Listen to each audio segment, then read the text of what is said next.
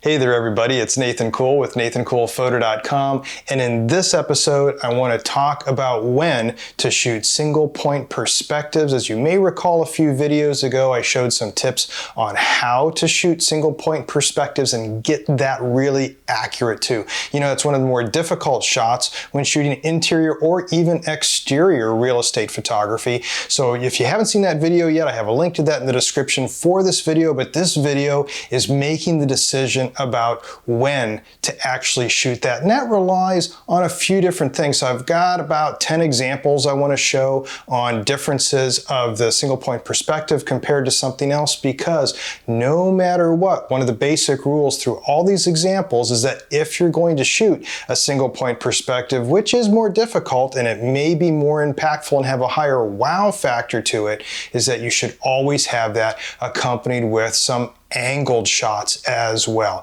So the angled ones are easier to pull off, and if you've already done your single point perspective or you've started out with doing the angled shot, your lighting's going to be pretty much similar, your settings are going to be similar, so that aspect of it from doing one to the other can be fairly quick. But of course, shooting the single point perspective is a lot more difficult, so you have to, above all else, besides just having those two type of shots, have to realize cost justification for what you're going to be doing. Not every house will require these single point perspectives, and when you do come across a property, a gig that does warrant being able to do these, it's when in those shoots would it work best. So one of the things, if you're shooting just a small condo, you're on a real low paid gig, there's no sense really in wasting much time unless this is really for yourself. You see something that's going to be worthy for a portfolio picture, or you want to do this as a favor, or just even to try it, of course go ahead and shoot an SPP, a single point perspective.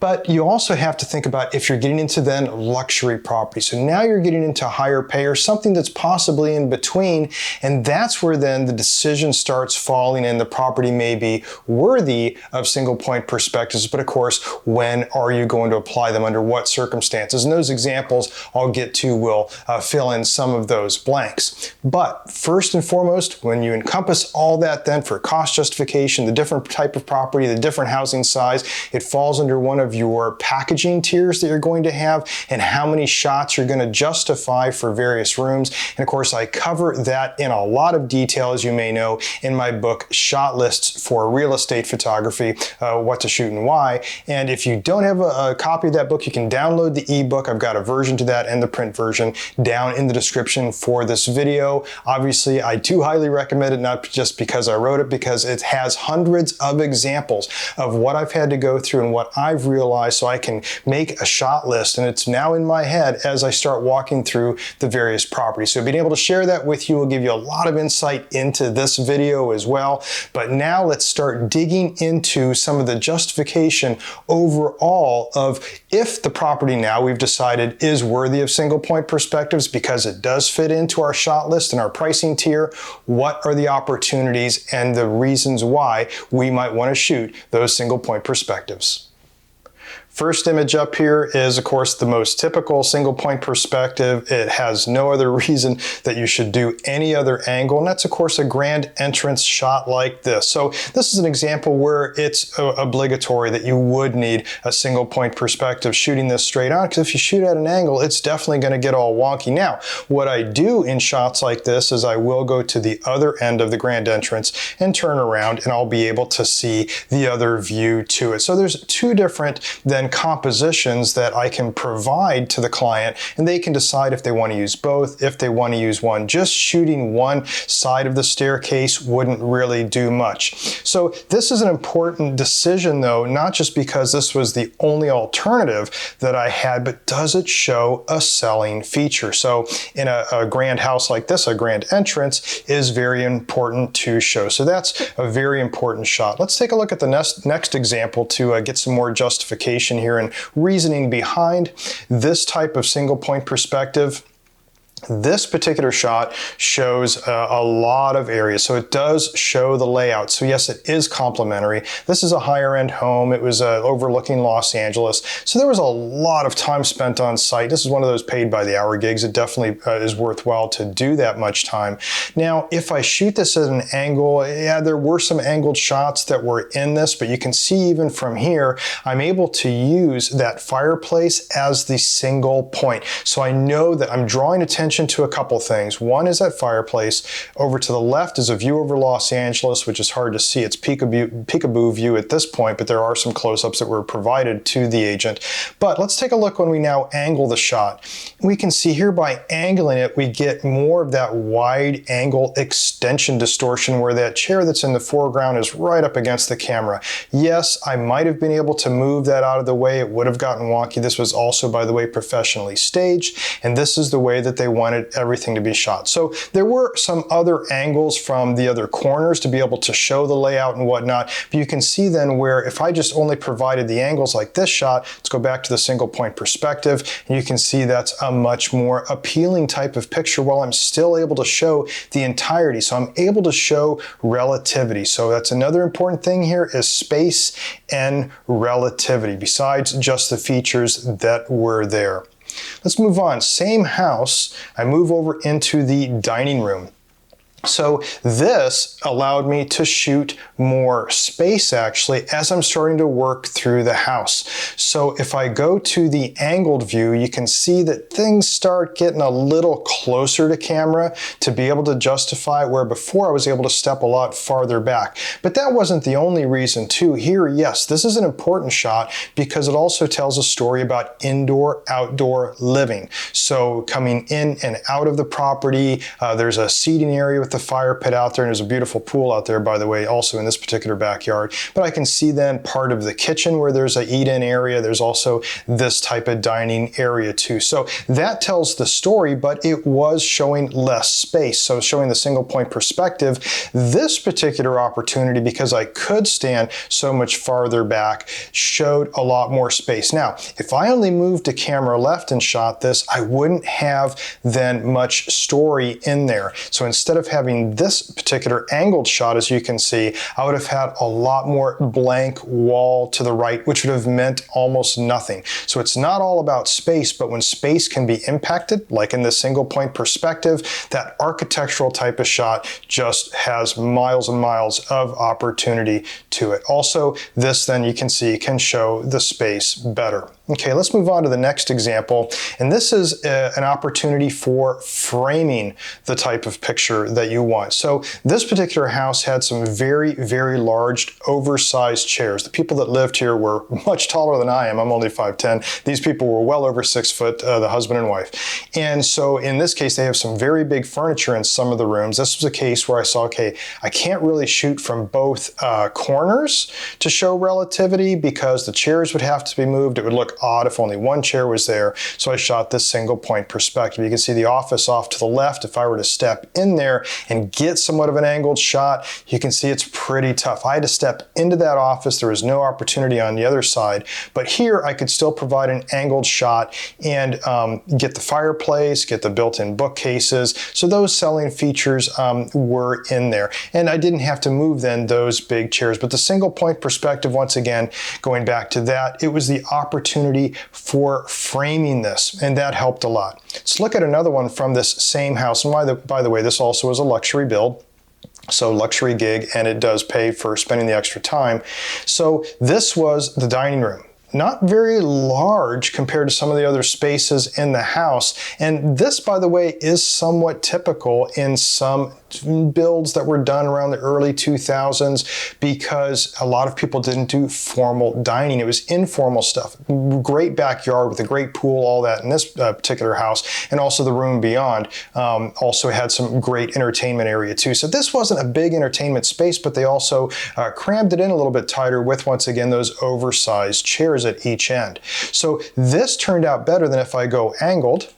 And you can see here I actually had to now remove those chairs from this space to even get a decent shot. But I wanted to show relativity to that little patio that's out there on that particular porch. There was a few different porches in this particular place, and then be able to show relativity to the kitchen. So I'm able to do that. In this case, I really was struggling to show space. So in the single point perspective, the space showed better. It doesn't always, but that's one of the things to look for, is that if I do a single point perspective, is that going to show more space than if I do this particular angled shot? Let's move into the kitchen and see what I'm talking about even here. So this is a very large kitchen for this house, and if I shot it at an angle, all these features would get really wonky. I know I'd get extension distortion from those chairs. I wouldn't be able to show the kitchen in its entirety. The space showed very well. Also, some of the features, even though it's not technically framing, I'm able to take those chandeliers and then line those up directly. So that also gives a high point of impact, where it's that architectural feature where it's like, hey, that's definitely kind of cool.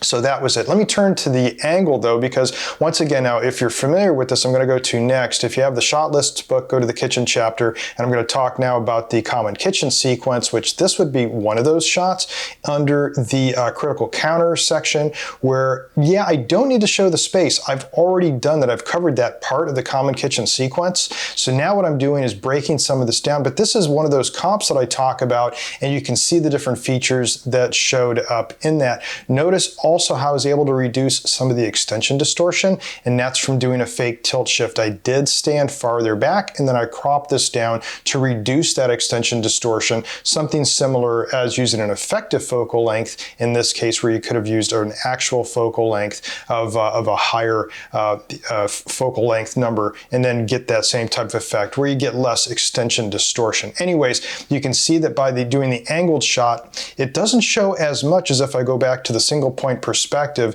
So this was the capture it all shot.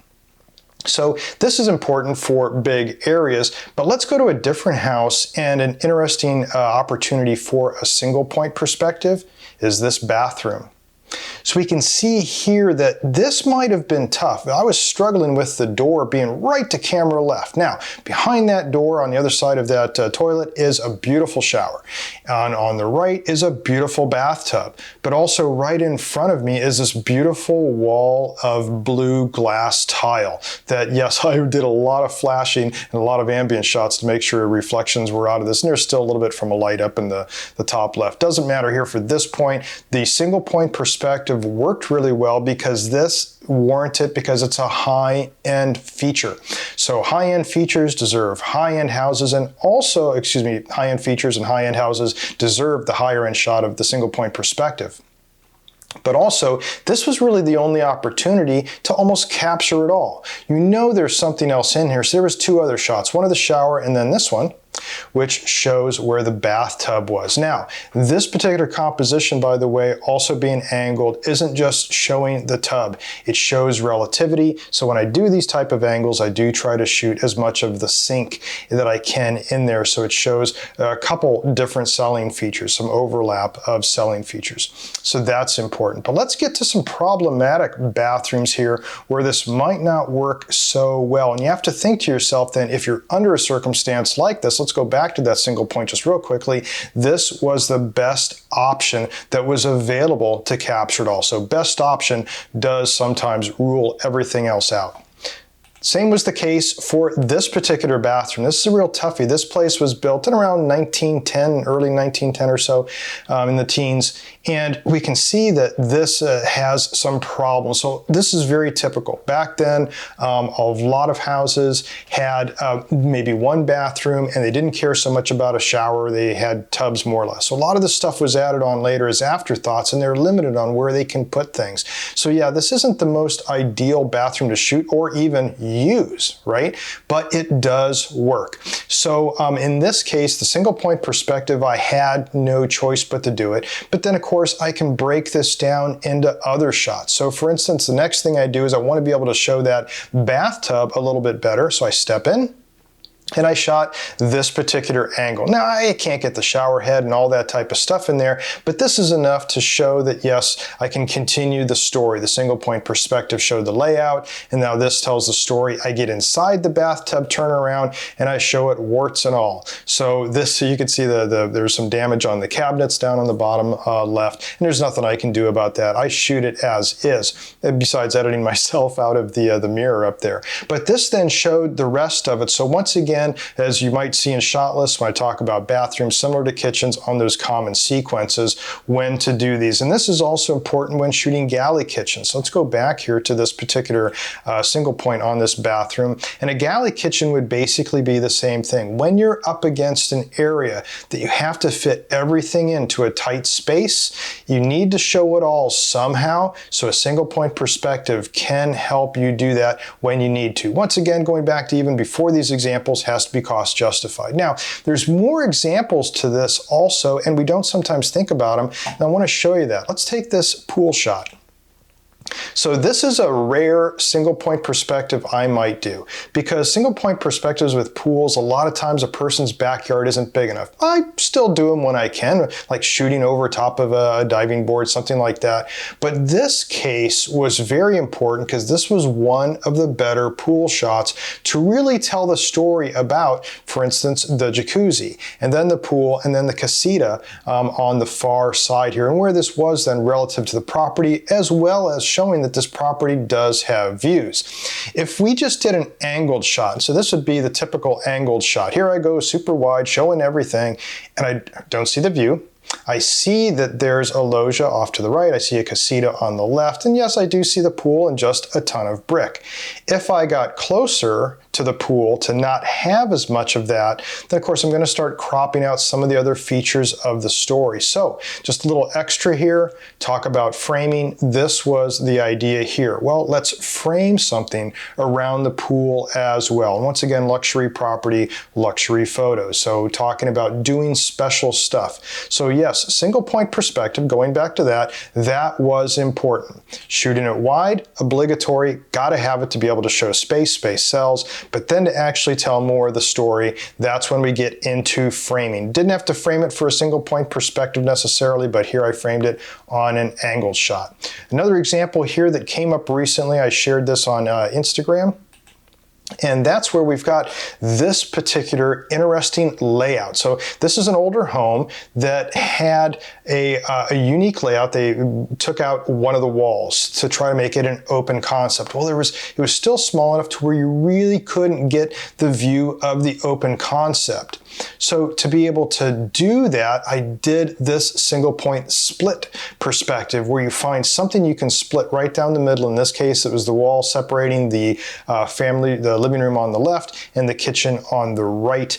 You can see that if I were to go back into the dining area and I shot the kitchen, yeah, here's my angled shot, and I can see that the living room is on the other side there, and I'm shooting this kitchen, but it'd be very difficult to capture it all in one shot. So sometimes we think about single point perspectives of robbing space and not having a lot of it, but not necessarily so. Yes, in cases like this, you do have a lot of ceiling, but these are those obligatory shots where realtors do want to see it all before they would show all the different areas that could be broken down. For instance, like I went angled and then went into the kitchen. So sometimes that can really help as well.